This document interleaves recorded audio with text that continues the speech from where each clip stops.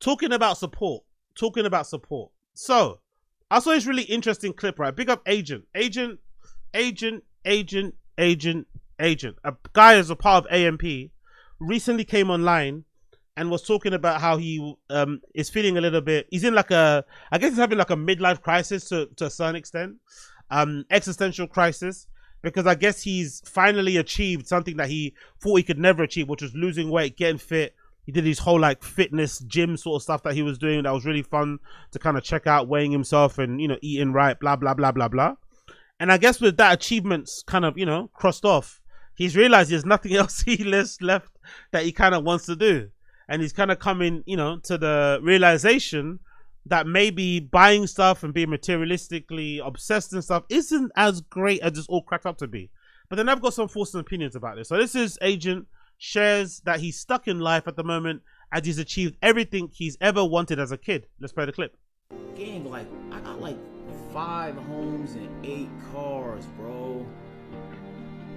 And none of it matters. Do you get what I'm saying? Like, I don't know, like the last few months I've been doing a lot more charity, stuff like that. Like, doing more for others. And that feels better. Not only does that feel better, but I'm doing something with it. So I'm not saying, like, I don't want a fast car, gang. Obviously, bro. But, like, I'm looking at myself like, damn, what am I doing, bro? 5 cars and 8 cars, 5 houses. Doesn't even have enough houses for each car. Stuff like this I can kind of admire and I can kind of respect, but I also feel like a lot of this type of advice for the common person who's just trying to balance their bills, who's just trying to make sure they can eat, you know, out a few times a month, who's trying to ensure that they can afford to go on holiday, who wants to be able to buy a new winter jacket, who wants to be able to take their, you know, wife or whatever out to on vacation or on a honeymoon. When they hear people like that, it sounds a little bit detached from reality, innit? It sounds like you're a little bit up there with your head in the clouds. Because a regular person says that, hey, I'm more than happy to take those things off your hands if they don't make you happy. But I guess the problem is that we as people in general, we probably attach way too much meaning and importance to those material things.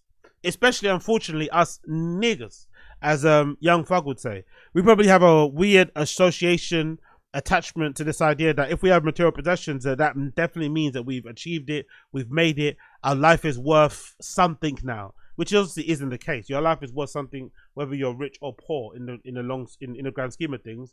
But some people have this hang up in their head that they're not the person that they should be unless they're living in a gold house, driving a diamond encrusted car, and whatever else it may be. That really isn't the goal or the major important thing. But I think in these situations, you kind of need to go through this to realize, though. He can say all this, he can give this type of advice, but this is never going to resonate with me or with anybody else who's trying to get after it, who's trying to hustle, who's trying to get there and achieve whatever they want to achieve until they get there. You're never going to realize until you get there that, oh shit, this sort of stuff is really important. A lot of people say it. A lot of rich and successful people who've achieved a lot of stuff, especially the ones who have got it out of the mud, especially people who are self-made, whatever else it may be, bootstrapped, blah, blah, blah, blah. They will tell you that this shit doesn't really matter. That's why a lot of people obsess over work. I've noticed a lot of entrepreneurs who've achieved it and made it. That's why most of them, especially the ones that actually are making money or are actually successful, they really seem to like put their head and their body, everything into their business and obsess over it, you know, day and night, because that's the one thing that kind of gives them a reason to get up in the morning, because everything else is just so easy and it's in kind of first gear, whatever else it may be. But again, you need to go through that. You need to first have a successful or mildly successful business to first realize, oh shit, all of the fancy things that I wanted, all the things that I desired probably aren't the greatest, or maybe don't really give me that level of fulfillment. The only time that I feel like I had a similar type of experience, similar-ish, was when I was working at Mastered, actually, the company where I was in charge of putting together the curriculum for that Virgil Abloh program that I post on my YouTube. RIP to Virgil Abloh. Me and this guy Dariush, we basically created a whole curriculum, which is funny. You know, me creating a curriculum and having no fucking teaching experience whatsoever. But we created the whole curriculum. I was in charge of booking most of the guests, if not all of them. So I played a huge part in kind of putting that whole thing together. But I remember when I had that job, that was kind of one of the first and only probably jobs I had where I'd say that's one of my cool jobs, right? Because when I was coming up in the scene, everyone wanted to have the cool job. The cool job was like at that time was working as a Nike energy marketing associate or something, right? But within that team. And that team, if I remember back in the day, that Nike energy team was like the division of Nike that was in charge of giving stuff to cool people, putting on cool events, creating cool stories around the release of a shoe, blah blah blah blah. I'm not too sure if it still exists in that you know in that way, but that I remember what it was, and a lot of us would apply for it. I'd apply for it all the time. I'm sure all of my friends were applying for that job, would never get it. And loads of other jobs, maybe ID magazine jobs, whatever they may be, right? These cool sneaker jobs, Adidas jobs as well. Actually, I think the Adidas job I was shortlisted for that one, but I didn't get it towards the end. But it's a similar type of jobs, right? And I ended up getting a similar type of job at Mastered a few years later on. That was the same type of thing where it kind of afforded me the ability to, like, you know, go to Soho House. It afforded me the ability to like fly around the world. I think one particular year I went to like New York like 4 times or something stupid like that. It allowed me the ability to like meet all my quote unquote heroes and streetwear and stuff that I got to meet through putting that course together and kind of using Virgil's name to get other people involved too. Meeting Virgil one time too, that was fucking phenomenal. All this sort of great stuff, right? Me and him kind of, you know, talking, following me on Instagram, all this sort of great shit. And I do remember at the time when I got that job, realizing, oh shit, I don't know when it was. I think I might have been in New York somewhere. I think I might have been at a Standard hotel, one of these hotels, right? These nice hotels, sitting there having a meeting with somebody, and then just thinking to myself, raw, I don't actually want to do this, you know? I want to be doing my own thing. I remember viscerally thinking, shit, I want to be the person, whoever we were interviewing that day, I said, I want to be the person that we're interviewing, a person that we're kind of paying to consult for us, a person that we've got on retainer. I want to be that person as opposed to working for the company that pays the person. You know what I mean? But you have to go through that first, because when I was younger and shit, I used to think, oh shit, I want the company card, I want the company phone, I want to be able to get, you know, to get picked up at Addison Lee cabs and shit, have the laptop under my arm. But then when you get there, you realize it's not always cracked up to be, you know? It's better maybe to do your own thing or whatever. It's up to you. But I still think that advice won't land to anybody, myself included. It wouldn't have landed until I did it. So as great as it is to hear, I think you have to go through the shit. You have to first try to achieve something phenomenal, something crazy, whatever it may be. Buy the fucking, you know, 17 cars and 14 houses to then realize, oh shit, I've got way too many cars and houses, and then you get there. That's what I personally think. But I could be wrong. There's also another video here, courtesy of Agent, where he speaks a bit more about a car that he's giving back. No, a car that he's selling, A car that he's selling. Agent's got a Ferrari F90, again, SF90, sorry. I'm not the most familiar when it comes to cars, actually. What does that car look like? Oh, that's a nice car. Don't get me wrong. It's not the most attractive, you know. It's not the greatest. I think these newer design Ferraris don't look that great, do they? It kind of looks like a Mazda, if that makes sense. Is that fair to say? Is this fair to say a Ferrari SF90 looks like a Mazda? I don't say it looks like a Mazda. It's giving Mazda, Honda vibes, you know? Hyundai. It doesn't look like a Ferrari to me. I don't really like it too much. I prefer the older models, you know? Maybe, but what do I know? You got to have one first to prefer, I guess, right? But there's another clip here of him talking about the car that he's about to sell, the SF90, because again, he's in a different place in life. In life, man, things come and go. But I think it's necessary, though, you know? I'll tell you this, I was thinking about it for a while, for like 5 months. So it's bizarre that it's finally happening. And it's like, no, I don't want a McLaren. I don't want a Lamb. I used to want a Rolls. I don't want a Rolls. I don't want a Koenigsegg. I don't want another Ferrari. Like, I'm just content, bro. Like, I don't want more. It's weird, like, even when I got this car, it didn't, like, I still wanted more for a while. So it actually is a little bit of a relief to be okay.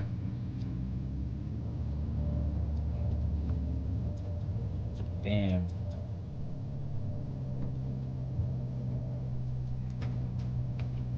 Last ride.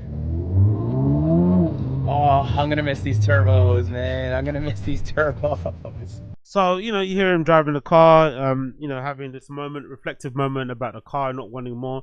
And I don't know, maybe because I'm not the biggest car guy, but I've always been confused why people buy so many cars when you can only drive so many. It's never really made any sense to me, You may be better off just having like a strong 2-car collection. Maybe max even 3, but I say 2's enough. A 2-car collection might be enough. Maybe a car that you can whip around on the weekend and your daily driver. You don't really need to have more than that if you've got money. I think the real wealth, the real luxury, the real richness comes in your ability to travel and post up in different places, replace things that drop of the hat. But I don't think holding on to 8 cars would be something that I would be really down for, It seems like a complete waste of time and money, personally speaking. But then I guess, if you've got the money, you like these streamers, right? Like, who's this? Let's look at Agent, for instance. Agent on the screen here, because maybe when you're that rich, you could just afford to do it. But Agent on this screen here, it says he's currently got a target of 120,000. He's target 120,000, but I guess he's overachieved it because he's got 121,014. No, sorry, my bad. He's got 12. His target is 12,000. And he's currently got 12,114 subscribers. Let's just say on average, they're all paying what most people pay for a subscription on Twitch and shit. Let's just say they're all paying $4.99, right? $4.99. Let's times that by 14, or 12,114. And it comes to 60,000. Now, that's without, obviously, Twitch taking their cut. Conversion rates, some people might have higher fucking tiers or subscriptions, but on average it seems like he could be making anywhere from like 40 to 60 grand a month. Maybe when you make that kind of money, you can probably afford to just like spunk it on like crazy cars, because you're going to get re-upped anyway, right? If you save a couple of paychecks to buy a crazy Ferrari, you can kind of justify it, because by the next month or the third month, you're gonna make enough money to kind of live off anyway. You're going to be more than good for another year. Do you know what I mean? Like, I'm sure most of us, myself included, could easily make 60 grand stretch for a year, let alone for a month. So, this guy just buying these things because, they have a lot more disposable income. But then the weird thing as well, there's these guys too, at the top level, like, it doesn't really change, I've noticed, when it comes to content. Like, I think I stream a lot, but every time I'm checking YouTube and I check the live tab, or sometimes if I'm browsing Kick and stuff, the same people who are on these fucking, or who are on your feeds are the same people who are streaming live. So it's not as if when you get more successful in streaming that you can suddenly stop making content. You can't. Once you're in the fucking rotation, once you're in the fucking rat race, when it comes to content, myself included, you just have to keep running. There is no stopping. You stop, you're dead, So it's really odd. It's like, you got all these cars, you have no time to drive them. If you take the time to drive them and live outside and touch grass and get back to reality, suddenly people stop caring about you. They go on to the next person, because this whole industry is about what have you done for me lately? No, you know what I mean? No one gives a fuck about what you're going through. Keep making content. So it's a strange place to be, which just makes you think, like, why would you even buy that many cars? Like, at max, I would have 2. I'm not really into that cars that much anyway, so I'll probably have 1. If that. I don't even have a license, so I can't even think about that. But it's not really that serious to me, It'd be more, more of a desire, more of a need, or just a need, and not even a want, a need to have like a warehouse where I could just like, do content and make stuff in, as opposed to just like driving around in like expensive cars for the sake of it. But I guess, once you've always dreamed of it, is a thing. But you have to commend him for noticing that that's not him anymore, and he now wants to change. I think that's a really cool thing to see. He's noticed that that's not him. It's not serving him anymore, and now he wants to change. So big up Agent, big up Blood Clot Agent. But one thing he did speak about that I thought was fucking awesome was how impactful and how proud he is of his weight loss. And this is fucking fantastic to hear. So he's not that, it seems like he's kind of over the material possessions, but when it comes to talking about his weight loss and stuff, he seems like he's really fucking glad and happy, which is fucking cool to see. So big up him. And again, it goes to show you just how impactful stuff like that is compared to, buying a lot of expensive stuff. It seems like he's way proud of himself for losing weight than be able to afford a Ferrari. Fucking incredible. I've been crushing it. I've been crushing it with the weight loss. Honestly, I'm actually like for the first time in a very long time, proud of myself. Sick. I used to be a bitch. Like, I used to, like, food just conquered me. Like, I couldn't control the urge. Like, when I thought about eating, even if I said no then, an hour later I would lose. Like, that's just life for me. Like, and my appetite, I always told myself my appetite is just too crazy. Some of these niggas will never understand. Like, but I never really thought I would ever get to the point where I don't really desire the bad foods no more. And that's kind of how I feel right now. I've been dialed, bro. And I've been so dialed, I even had to drop my calories recently, like 150, 200. So, all that being said, I have been doing fantastic. I'm still happy with my progress. As by November is in full effect. We have a little less than 2 months left to go. But I really think that if I could conquer my desire to eat food ravenously, nonstop, all the time, 24/7, no matter where, then I could do anything. That's literally how I feel. Like, if I could literally conquer the one thing I've been struggling with, bro, like, who's gonna stop me? After that, I'm undefeatable. Like, that's so true. And I know I've kind of gone through serious iterations of that myself over the years of going up and down in weight. But one thing I could definitely say, once you lose a considerable amount of weight once, it makes everything in life more possible. Everything, any limitation you had on yourself becomes completely, you know what I mean? Especially nowadays, even more so nowadays in the age of, fucking Ozempic. I think it's the same thing when it comes to, like, general intelligence. If you're a generally smart person or you just know the answer to many things, right?